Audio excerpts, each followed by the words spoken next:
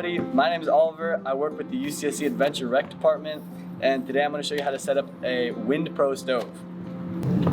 The first step is opening everything up and taking all the components of your stove kit out, and that should include the stove itself, which is right here.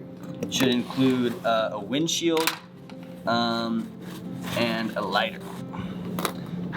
So you're gonna unfold all these little legs on your stove. You're gonna fold them all the way out, set it flat on the ground. Make sure you put it on a rock or some sort of a hard surface. Once you have the stove set up like this, you can go ahead and get your isobutane. Take this little red cap off, and then make sure that this dial here is all the way to the right. That way you're not gonna start leaking propane as soon as you hook this up. And you're just gonna thread this on. And if there's a little bit of a sound like that when you're screwing your propane on, it's okay.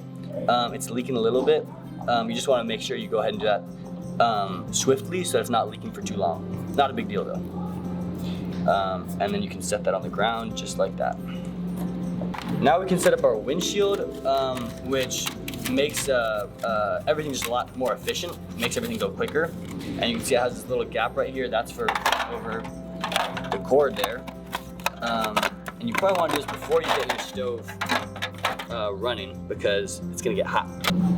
One of the really important things before we light a stove is that we have an active stance when we're in the backcountry kitchen. And so you see how my feet are on the ground, I'm not on my knees, I'm not sitting on my butt. And that's because I'm ready to kind of jump away if something does go wrong.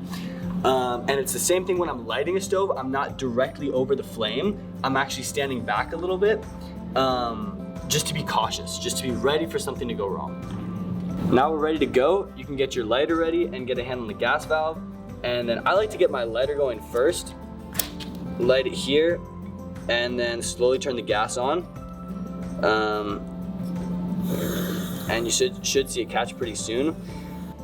After you're done cooking, make sure you turn the stove off with the valve here. Okay, now it's time to disconnect your isobutane. Same thing, if you hear a little bit of a hiss, it's not too big of a problem, but your propane can shouldn't be hissing once it's disconnected. I'm gonna go ahead and put that red cap on, set that aside, and we can take our wind shelter down and roll it up. One of the really important things when we're taking our stove apart is that we make sure that the metal isn't hot before we touch it. So I'm just gonna put my hand above it, kind of hovering it in this area to make sure that it's not hot. Now I know it's not hot, I can close these pieces up and just put everything back in the bag.